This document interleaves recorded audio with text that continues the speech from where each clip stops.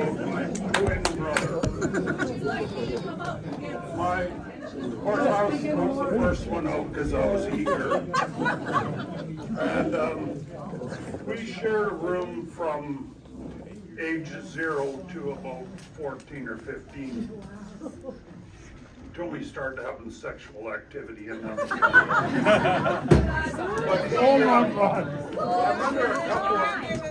I remember a couple of memorable stories about him was when we were little kids and we had our cribs in the same room. We used to make our cribs hop across the floor so that we could be side by side. And when we got a little bit older, we had bunk beds. And one night that big fat ass fell right through his bunk bed. And I was on the bottom bunk, and I got him the slats and his mattress all on top of me in the middle of the night. So a few years later, my folks built an extra room on the back of the house because the family was growing quite quickly. And he put my brother, who was just a horrible, horrible person when it came to looking after his stuff. It was just like he had a closet in his room. If you opened the door, it was just pure suicide. And he was in the hospital actually, because I don't know if you know it or not, but he had really bad eyesight. And he was in the hospital, and they shortened the nerves on it, but they actually took his eyes right out of his head and shortened the nerves behind his eyes and then put his eyes back in. I thought, this is amazing surgery for that day. And they sent him home, and he milked that sucker to death. I was in bed one night, and he had this habit of reading, which I never could cotton on to. And he would keep his bed light on until all hours of the night reading, God knows what. And Mad Magazine, maybe. Anyway, pardon me, oh, that's disgraceful. He used to say to him, put your damn light out, like I'm trying to go to sleep. Like now I of course can sleep on a freight train. But he would put his light out. And he just had this eye surgery.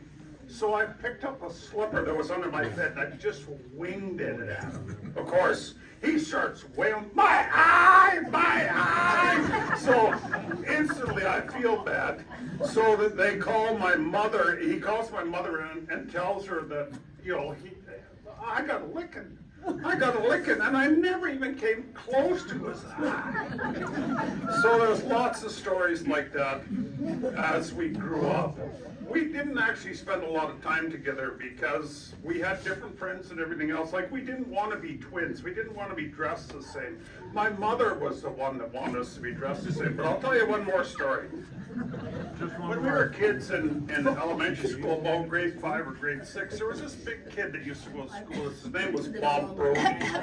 And we were playing baseball out on a hard-packed gravel surface. And Bob Brody, because Jerry had really thick glasses in those days, he had Coke bottle glasses, similar to mine.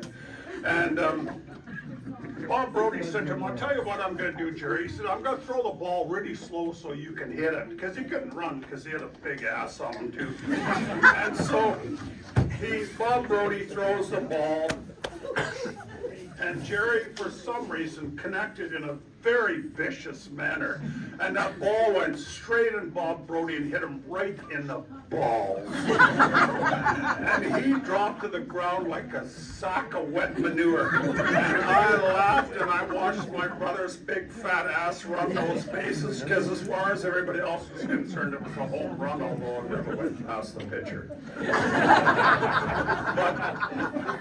I would just like to say on behalf of my sisters and myself, how happy I am and we are to see this many people here at this memorial. And we certainly will miss him as part of our family, and we always thought that, as sisters and brothers, you always wonder who's going to go first. Well, now we know.